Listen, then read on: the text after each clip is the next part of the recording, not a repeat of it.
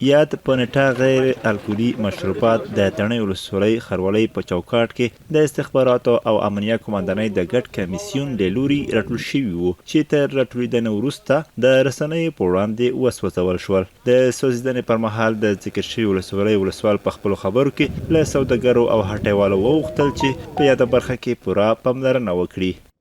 په دې کې ډېر دوکانداران یو موږ سره په خپله رابطه کړې چې زموږ سره بعضې مواد له وخته څخه تیر دي.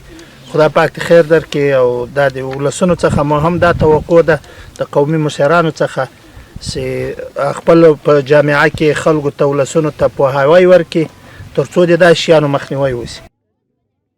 بلخوا د اړوند کمیسیون مسؤلین وایي هیچ چاته به د دې اجازه ورنه کړي چې پر خلکو په نیټه تیر توکي وپلوري. په خبره په دې برخه کې اړوند ارګانونه جدي دي. مربوطه شعبې ته موږ دا توصیات یا پیغام د چپدي شي کې باید جدي او جدي ګامونه پورته کړي.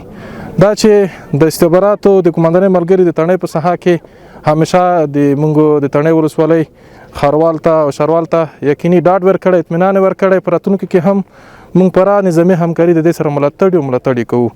ولس خلکو ته مو دا پیغام دی چې ولس خلک په دې غشي نه کلکه ډډه وکړي، بل خصوصا دکانداران ورونه، ځکه دغه شی یازه او ضرر ولس خلکو ته رسیږي. د ګډ هیئت لخوا تقریبا 40 ټنه مواد چې په دې کې غیر الکولي مشروبات، خوراکي مواد او داسې نور شیان شامل وو چې نن ورځ تاسو ولدل چې د قومي سپینګیریو او د هیئت پښتونخوا او د رسنیو مخته وسول. په یاده ولسوالۍ کې 4 ټنه غیر الکولي مشروبات داسې مهال سوځول کیږي چې د ذکر شوي ولسوالۍ د خرولۍ له لوري په تیر کې هم ورته په نیټه تیر خوراکي او غیر خوراکي توکي سوځول شوي دي.